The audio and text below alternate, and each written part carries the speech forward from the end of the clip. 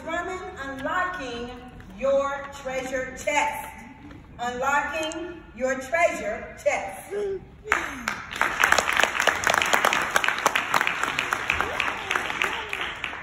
Standing in his signature pose with piercing brown eyes, my friend John asked me, "Hey, Caesar, if you stumbled upon a treasure chest, would you open it?" Now, John was always asking questions to get me to stop and think. But this time, I didn't miss a beat. Are you kidding me? Of course I'd open it. Okay, but after seeing the vast array of wealth it contained, would you honestly believe that it's yours? Huh? Did the coronavirus get here already? That's like holding the winning Powerball ticket in my hand and not believing the money is mine. Of course I believe, John. Not so fast, Caesar. What if I told you in fact already possess such a treasure? Buried right here in your chest. It's in the form of a gift. Now, if you knew this, would you still open it? And after seeing the vast array of wealth contained there, would you honestly believe that it's yours? Typical John. He had got me to stop and think. And now it's my turn to get you to do the same. What is your gift? Madam Contest Master, fellow Toastmasters, and beautiful guests. We easily see other people's gift, but fail to acknowledge our very own treasure chest. And in many cases, because it comes so natural, we cannot believe that it's actually a gift. And that's what my friend John was trying to show me about my own gift. You have within you a treasure chest overflowing with riches. It is your gift. How do we tap into this gift? Today, I'm going to give you 3 keys to open it. Firstly, your gift is mostly something that comes natural to you. You do it without effort. Such as, I can stand here and talk to you beautiful people for the rest of the day as if you had nothing better to do. Secondly, your environment always provides opportunities for you to use your gift. You always seem pulled to certain places where you're able to do what comes natural to you. And lastly, people never get tired of your gift, even when you do. Remember these. These very things began happening to me after speaking with John. Now, what you don't know is that my good friend John was a fellow inmate. 20 years ago, I was convicted of bank robbery. Devastating.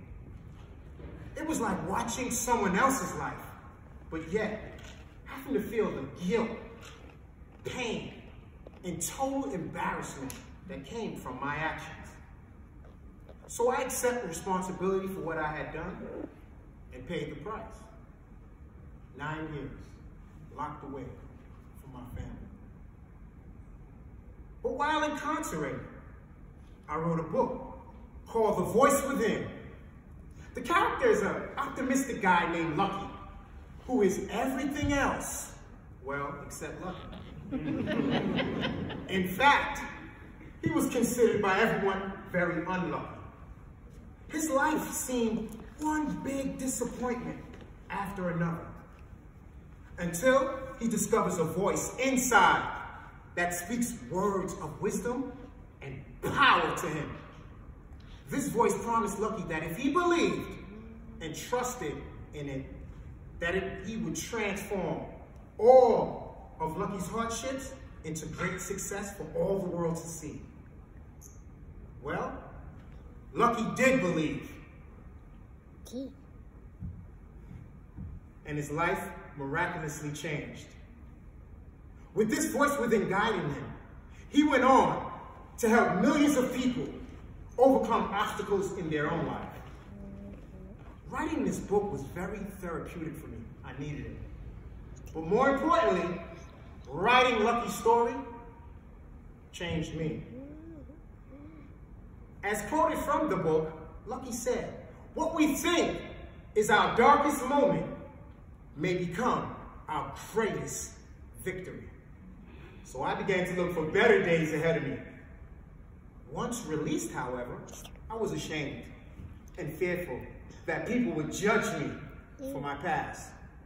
So I tried my best to bury that past, not realizing by doing this, I was burying my treasure chest as well. Then a few years later, my friend John came to Atlanta to visit. John, a changed man himself, now an ordained minister, challenged me to open up that treasure chest and believe in all you had been through. Because there lies your gift. As a result of this, The Voice Within became a published book on Amazon, and I've been speaking about it ever since. The beautiful thing is that people never get tired of listening. They seem to love the fact that I'm sharing my gift freely.